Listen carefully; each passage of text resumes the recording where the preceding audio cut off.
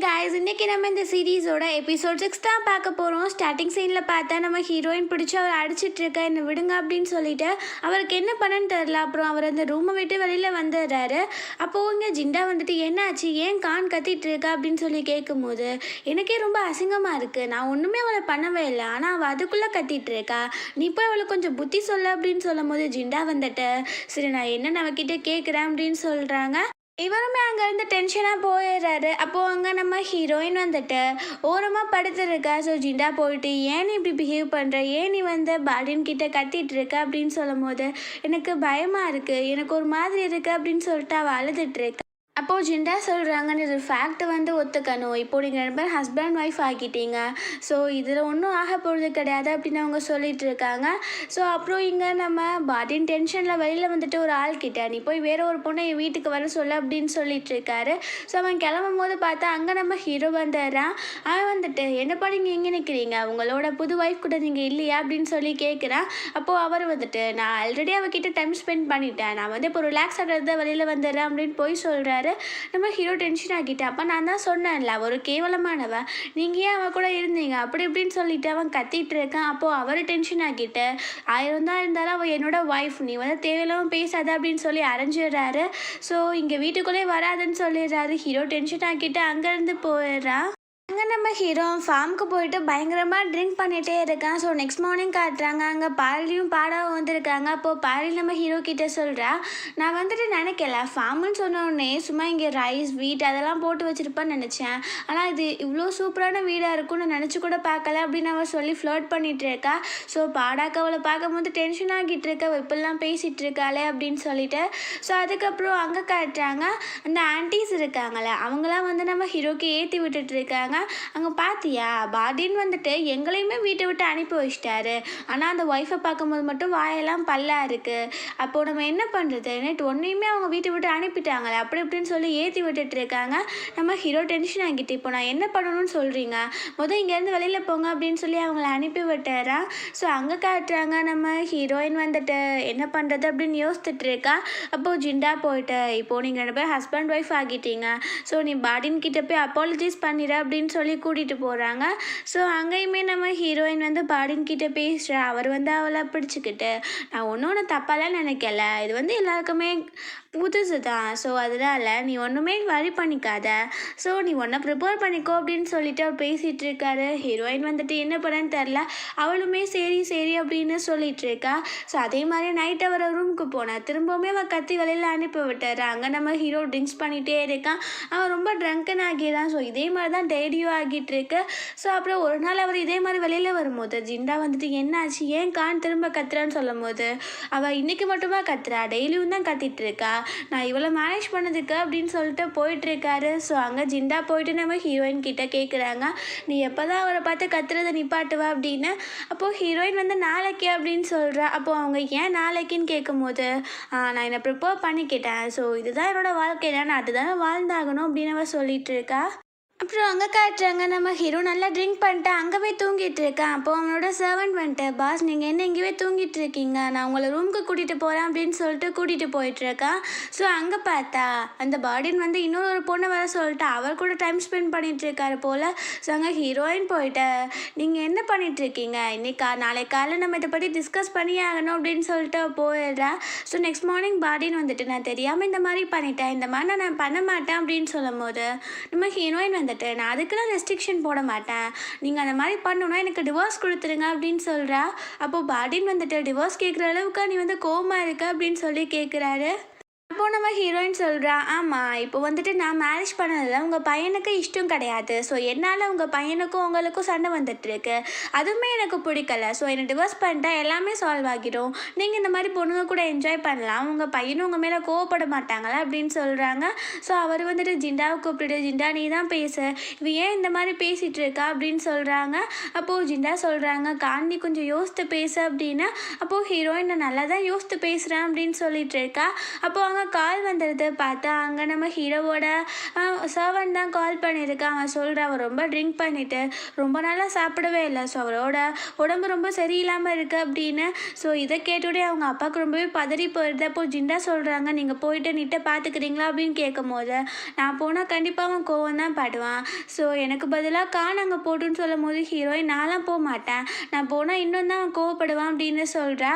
அப்போது அவர் இல்லை நீ போனால் நீங்கள் வந்துட்டு கொஞ்சம் பேசி கொஞ்சம் கெட்டாலாங்க ஆக முடியும், என் பையன் திரும்ப இங்கே வந்துடுவான்ல, ஸோ ஜிண்டாவையும் கூட கூட்டிகிட்டு போ அப்படின்னு சொல்லிட்டு இருக்காங்க. ஸோ ஹீரோயினுக்கு வேறு வழி தெரியல, அவளும் ஓகே சொல்லிடுறா.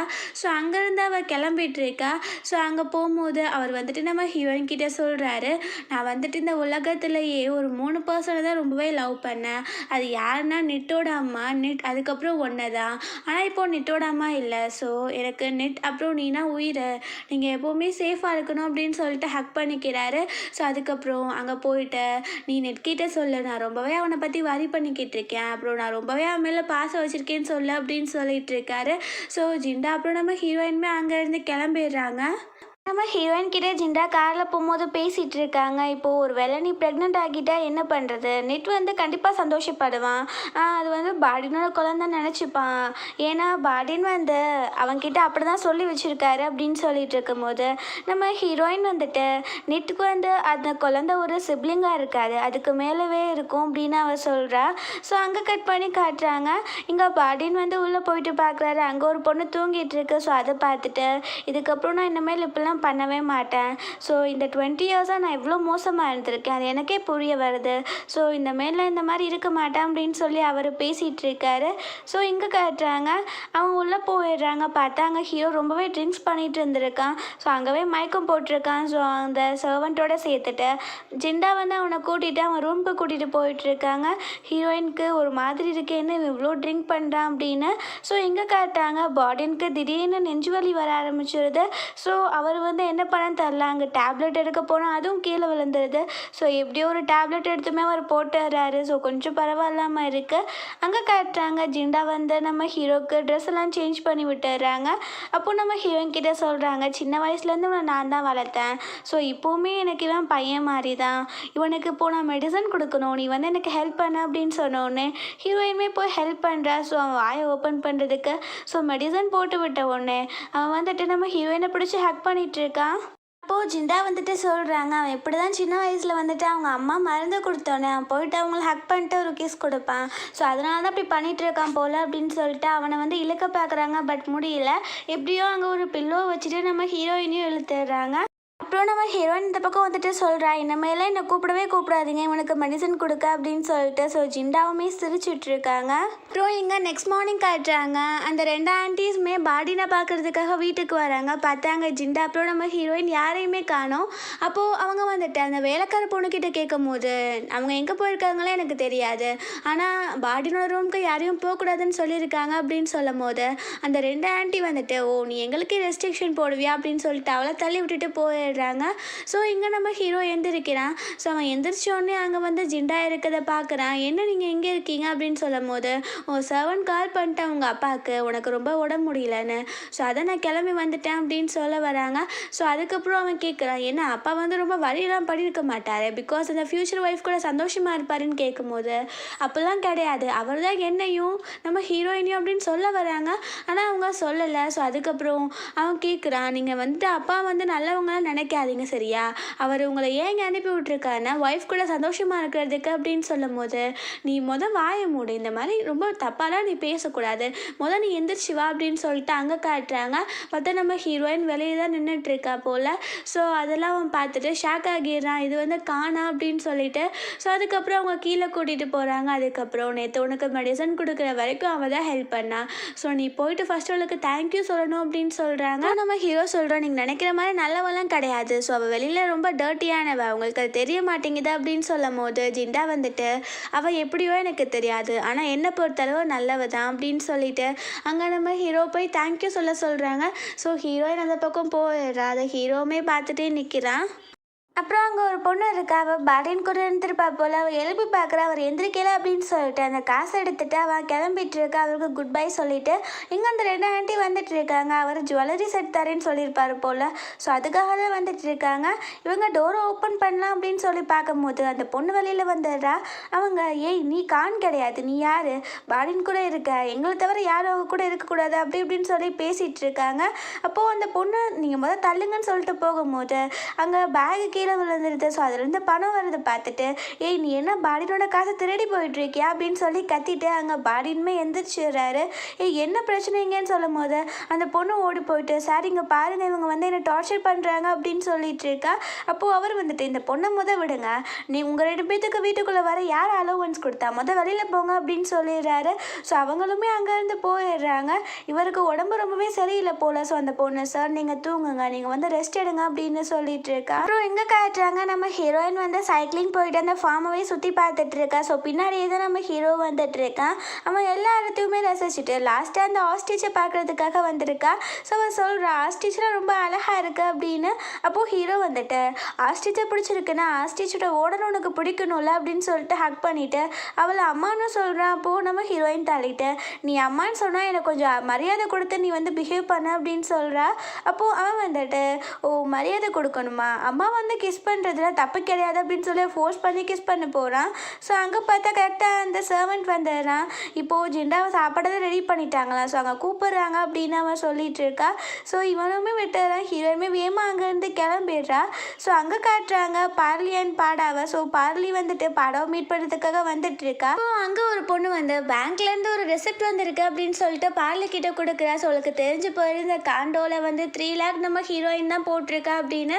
ஸோ அங்கே போயிட்டு பாடாவை எழுப்பிட்டு, நீ என்ன இவ்வளோ போய் சொல்லுவியா, இந்த காண்டோ வந்துட்டு நீ காசு போட்டு வாங்கணுன்னு சொன்னால், ஆனால் இதில் அந்த காசு போட்டிருக்கா அப்படின்னு சொல்லும் போது அவன் வந்துட்டு, நான் உன்கிட்ட போய் சொன்னேன், நான் வந்து இந்த உண்மையை சொன்னால் நீ ரொம்ப கேவலமாக பார்ப்பல, ஆனால் இப்போது இந்த காண்டோக்கு ஓனர் நான் மட்டும்தான், அவெல்லாம் கிடையாதுன்னு சொல்லும் போது அவள் வந்துட்டு, உன்கிட்ட நான் வீடு இருக்குன்னு நினச்சேன், நான் உன்கிட்ட வீடு கூட கிடையாதா, இது என்னோட பெட்ரூம் சைஸுக்கு தான் இருக்குது, எனக்கு வந்து உன்னை பார்த்தாலே எரிச்சல வாங்கி வந்துட்டுருக்கு, நீ இருக்க ஒரு பொய்யாக தான் சொல்லிட்டு இருக்க அப்படின்னு சொல்லி அவள் திட்டிகிட்டு இருக்கா. அப்புறம் இங்கே வந்துட்டு பேசிகிட்டு இருக்காங்க ஜிண்டா, ஹீரோ, அப்புறம் ஹீரோயின் சேர்ந்துட்டு. அப்போது ஜிண்டா வந்து சொல்கிறாங்க, அங்கே பாடினுக்கு கொஞ்சம் உடம்பு சரியில்லையா, ஸோ நீ வந்துட்டு நெட் கூட இருந்தால் அவனை பார்த்துக்கோ, நாங்கள் போயிட்டு ஒரு 2 daysல திரும்பி வந்துடுவேன் அப்படின்னு சொல்கிறாங்க.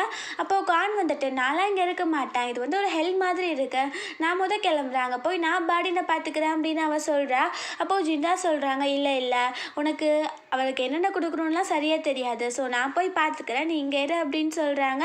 ஸோ அப்போது நெட் வந்துட்டு, ஓ மாம் வந்து பயந்துட்டு இருக்காங்க, நான் அச்சீவ் பண்ணிடுவேன்னு, நான் எதுவும் பண்ண மாட்டேன்னு சொல்லுங்கள் ஜிண்டா அப்படின்னு அவன் சொல்லிட்டு இருக்கான். ஸோ ஹீரோயின் டென்ஷன் ஆகிட்டு அவள் வந்து கையில் வச்சுருக்கிறத மூஞ்சிலையுமே வச்சு விட்டுறா. ஸோ ஜிண்டா வந்துட்டு இங்கே 2 பேரும் சண்டை போடாதீங்க அப்படின்னு சொல்லிட்டு இருக்காங்க.